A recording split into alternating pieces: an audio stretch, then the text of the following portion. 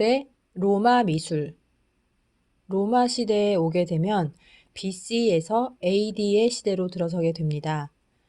로마 하면 우리 생활 속에서 회자되는 분야가 여럿 있죠. 생각나는 게 있나요? 로마에 가면 로마의 법을 따르라 라는 말에서 로마가 언급되고 학문이나 언어 개념의 뿌리를 찾을 때 라틴어 어원을 해석하게 되는데요. 그 어원이 바로 로마자입니다. 또 좀 더 관심이 있다면 오늘날 쓰이는 미국 대통령의 상징에 로마 황제의 상징이었던 독수리가 쓰인다는 것도 알 수 있습니다. 이 외에도 길이나 법 같은 다양한 분야에서 로마의 흔적을 볼 수 있는데요. 이렇게 여전히 세계 곳곳에 지대한 영향을 미치고 있는 로마. 이런 로마엔 유명한 건국 신화가 있습니다. 로마 건국 신화. 큰 바구니에 담긴 쌍둥이 아이가 티베르강을 따라 떠내려 오고 있는 것을 늑대가 발견해 젖을 먹여 키웠다. 성인이 된 이들은 스스로 형은 로물루스, 동생은 레무스라고 이름 지었다. 숙부의 흉계로 자기들이 버려졌음을 안 그들은 복수를 하고 힘을 합쳐 도시를 건설하였으나 서로 왕이 되려고 싸우다가 형이 동생을 죽이고 자기의 이름을 따서 도시 이름을 로마라 명했다. 그 뒤 양심의 가책을 느낀 형은 동생이 죽은 4월 21일을 로마시의 탄생일로 정했다. 그리스 로마 신화 중. 건국 신화를 언급한 것은 이 이야기를 통해 로마 민족의 민족성과 정통성을 엿볼 수 있기 때문입니다. 이 두 형제의 어머니 쪽으로는 트로이의 후손이었어요. 과거 트로이는 그리스에 패했지만 로물루스와 레무스가 세운 로마로 다시 그 명맥이 이어지고 세월이 흘러 역으로 그리스를 정복하게 되는 거죠. 아버지 쪽으론 전쟁의 신 마르스의 자손이었다는 점과 동생을 죽임으로써 나라가 세워진다는 일화에서 호전적이고 영웅적인 피가 흐른다는 점을 알 수 있고 좀 매정하지만 실리적이고 현실적인 가치관을 가졌다고 해석할 수 있습니다. 로마는 몇 개의 작은 마을이 모인 소규모 국가로 시작했으나 이후 세계의 제국으로 성장했죠. 전쟁의 승리로 광대한 영토를 확보한 후 노예와 포로를 거느리며 일을 하지 않습니다. 지배자는 타락해서 피지배자는 궁핍함에 몰려서 범죄와 폭동이 증가합니다. 그리스가 공존을 했다면 로마는 힘을 바탕으로 통치하는 거죠. 로마 군단이 정복한 나라들은 모두 로마의 속주가 되었다. 속주에는 로마 군대가 주둔했고 토착민은 로마 관리의 지배를 받았다. 토착민들은 막대한 조세를 지불하고 곡식도 로마로 보내야 했다. 로마 미술의 특징을 볼게요. 그리스와 헬레니즘 문화를 계승했다라고 했는데 재밌는 건 로마인들은 그리스 문화를 매우 좋아했습니다. 그 덕분에 그리스 문화는 로마 문화로 계승되고 조각품 같은 것들은 모방 작품이 많이 만들어졌어요. 그러나 문화를 가지고 오는 데서 그치는 것이 아니라 거기에 로마만의 독특한 실용주의가 덧붙여졌습니다. 실용적인 건축물과 공공시설물을 많이 지었으며 황제나 장군 등의 얼굴을 사실적으로 표현한 초상 조각이 발달하였다. 대표적인 미술품이 콜로세움, 공중목욕탕, 개선문, 공회당 이런 것들을 볼 수 있는데 로마 건축의 특징인 아치와 돔 등을 볼 수가 있습니다. 사진을 보면서 알아볼게요. 먼저 건축. 그리스가 형태 위주의 조각적 건축을 추구했던 반면 로마는 실용적인 대규모 건축을 추구합니다. 가장 대표적인 건축물이 바로 이 콜로세움이에요. 원래 명칭은 플라비우스 원형 경기장이라고 하고 이 건물을 통해 고대 로마인들의 뛰어난 건축 공학 기술을 볼 수 있습니다. 일단 규모가 굉장히 커요. 5만 명에서 8만 명까지 수용할 수 있는 규모라고 하고 또 계단식 관람석이 만들어져 있고 그늘막도 설치가 되고 배수시설까지 완비되었다고 합니다. 이 건물의 핵심이 원형 경기장이라는 건데 로마 황제들은 궁핍한 생활을 하는 시민들에게 대중이 열광하는 다양한 공공 오락거리를 제공하면서 불평을 무마하고 인기를 얻고 정치적 입지를 굳힌 거죠. 1층은 귀족, 2층은 로마 시민, 3층은 노예가 앉아서 검투사 시합이나 인간과 맹수들의 싸움을 관전했습니다. 검투사들의 격투 장면이 묘사된 모자이크도 남아 있어요. 모자이크 그림 중간중간에 같은 팀에 속한 검투사들의 이름을 적어 놓은 것도 볼 수 있어요. 검투사들은 약간 연예인 같은 존재였던 것 같아요. 당시 로마의 시민들이 인기가 높은 검투사들의 이름을 외우고 환호하고 팬레터도 보내고 이랬다는 기록이 있습니다. 나우마키아라고 하는 대규모 모의 해전을 열기도 했어요. 콜로세움 경기장에 물을 채우고 이런 모의 해전 놀이를 즐겼다고 합니다. 콜로세움은 그리스 건축에서 사용되었던 양식을 전부 응용하고 있는데 1층은 도리스식, 2층은 이오니아식, 3층과 4층은 코린트 양식의 반원주 기둥으로 이루어져 있습니다. 이렇게 거대하고 웅장한 생김새의 건물이 가능했던 이유가 바로 아치덕이라고 할 수 있는데 콜로세움을 빙 둘러싸고 있는 수십 개의 문과 장식이 대부분 아치 형태로 구성되어 있습니다. 아치는 열주식 기둥에 아치 형태를 올려놓은 구조입니다. 아치는 여러 가지 장점이 있는데 무엇보다 중력에 저항할 수 있는 힘을 만들어줍니다. 아치 윗부분이 누르는 힘은 수직으로 바로 미치지 않고 아치의 곡선을 따라 주변 기둥과 땅으로 분산이 되는 거예요. 이 반원형 모양은 그리스의 지주와 상인방, 즉 두 개의 수직 기둥과 수평 천장 구조에 비해 더 넓은 공간을 기둥으로 연결시킬 수 있었어요. 이때 재료의 역할도 한몫하는데 매우 단단하고도 필요한 모양을 만들 수 있는 재료가 바로 콘크리트. 이 재료가 사용된 것도 공간의 확장을 가능케 한 요소의 하나입니다. 여기 배럴 볼트라고 나와 있는데 아치가 평면 요소라면 이거를 직선으로 쭉 연장시켜서 3차원의 공간으로 만든 것이 볼트, 터널이에요.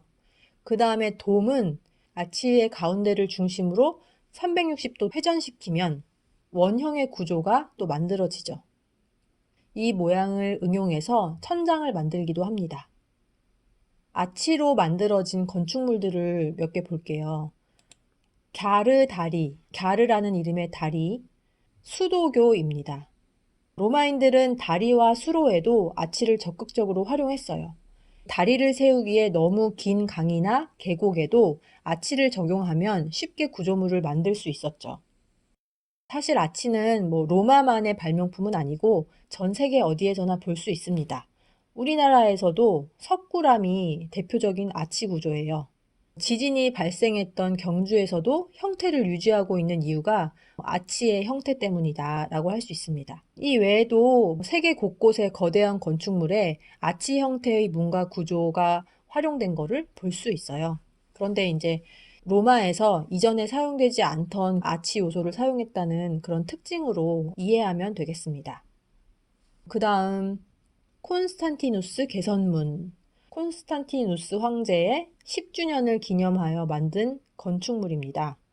개선문 벽에 부조상이 아주 많이 장식이 되어 있는데 군대의 정복 전쟁을 묘사한 이야기들이 조각되어 있는 거고 밑부분에는 개선군이 포로들을 이끌고 행진하는 장면이 새겨져 있습니다. 로마 지도를 보면 아까 봤던 콜로세움과 개선문이 이렇게 지근거리에 위치해 있습니다. 이곳은 어디냐면 황제들의 포rum이에요. 포rum은 고대 로마의 도시 한복판에 있었던 정치, 경제, 사법의 중심지예요. 그러니까 정치적으로 원로들이 모여서 회의를 한다든지 재판이나 상거래가 이루어졌던 회당, 신전, 도서관, 여러 점포들이 들어서 있는 그런 지역이었는데 그 가운데 기념비가 세워져 있는 겁니다. 우리가 지금 볼 게 트라이아누스 황제의 기념주예요. 원기둥으로 길게 솟아있는 그 형태를 주라고 하는데 트라이아누스 황제의 다키아 전쟁을 묘사한 승전비 성격의 전쟁 서사적인 부조 조각이에요. 이 조각물이 밑에서부터 끝까지 거의 15층 아파트 높이 약간 안 되는 그런 높이라고 하니까 굉장히 높죠.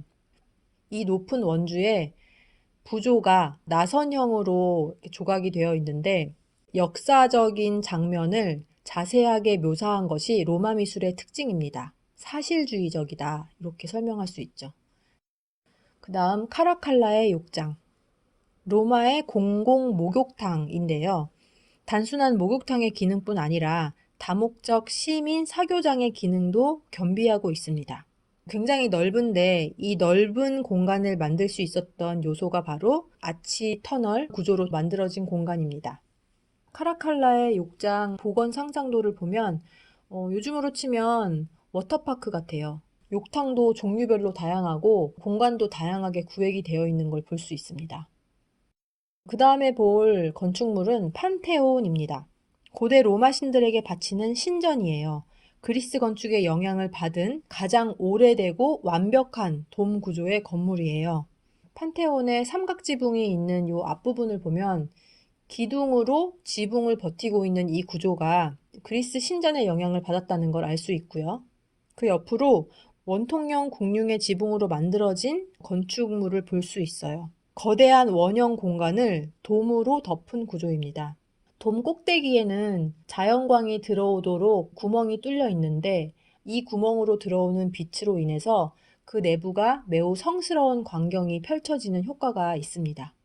당시 화가인 지오반니 파니니의 작품을 보면 판테온의 실내 풍경을 유추해 볼 수가 있어요. 이 건물은 무덤으로도 사용되고 두 명의 이탈리아 왕과 라파엘로 같은 르네상스의 위대한 작가들이 잠들어 있는 곳이기도 합니다. 조각을 보면요. 로마 미술의 사실주의적인 특징은 초상 조각에서도 잘 볼 수가 있습니다. 오른쪽에 보면 프리마 포르타의 아우구스투스 황제상이 있는데 황제가 군장을 하고 광장에서 연설을 하는 모습을 나타낸 대리석상이고요. 탄탄한 몸 위에 갑옷을 입고 군복을 허리에 두르고 손가락을 들어서 한 곳을 가리키고 있는 모습이 이 황제의 당당함을 드러내고 있습니다. 황제들의 초상은 굳이 외모를 미화해서 꾸미지도 않았어요. 그냥 그 존재로서 강력한 힘이 있기 때문에 개인의 성격이 예리하게 표현되어 있는 걸 볼 수 있습니다. 얼마나 사실적으로 제작이 되었냐면 자료를 찾다 보니까 당시 만들어졌던 황제의 초상 조각을 현대의 기술로 복원을 해서 실제 어떻게 생겼는지가 나오는 사이트가 또 있더라고요. 그거 공유할 테니까 한번 재미로 보세요. 이런 사실적인 표현들을 직설적이고 실제적인 표현 방식이다 이렇게 얘기합니다. 왼쪽 옆에는 마르쿠스 아우렐리우스 기마상이 있는데 위에서 아래로 내려다보는 아주 위험 있는 자세로 표현이 되어 있죠. 그 다음 회화를 보겠습니다. 회화는 폼페이 벽화에서 볼 수 있는데 이 시대가 로마 시대와 중세 시대를 이어주는 시대인데요. 그림에 보면 인물이나 풍경, 정물 같은 일상적인 주제가 사실적이면서 아주 자연스러운 기법으로 그려져 있습니다. 오른쪽에 있는 정물화를 보면 복숭아로 보이는 과일이 원근이나 물체의 명암이나 이런 것들이 잘 표현되어 있다는 거죠. 사용된 색깔도 굉장히 밝고 생생한 색채로 표현이 되어 있습니다. 왼쪽에 있는 공간을 그린 그림 같은 경우는 착시 효과나 원근법을 사용해서 공간이 더 확장되어 보이는 효과를 표현할 정도로 회화 실력이 매우 좋습니다. 알렉산더 대왕 모자이크는 폼페이의 한 집에서 출토한 모자이크 대작이에요. 알렉산더 대왕이 전투를 해서 승리한 업적을 기리는 작품이라고 합니다. 확대돼서 보면은 모자이크 그림이 정교하게 만들어져 있는 걸 볼 수 있습니다. 이 그림도 마찬가지로 모자이크 하고요. 이 생물의 특징이 잘 표현되어 있죠. 로마 미술을 그리스 미술과 좀 비교를 해보면 그리스 미술은 굉장히 우아하고 신미적이고 이상주의적인 표현들이 있었죠. 신의 아름다운 경지를 표현을 했잖아요. 그거에 비해서 로마 미술은 실용적이고 진보적이고 인간 중심이었다. 그리스 미술이 이상주의라면 로마 미술은 사실주의입니다.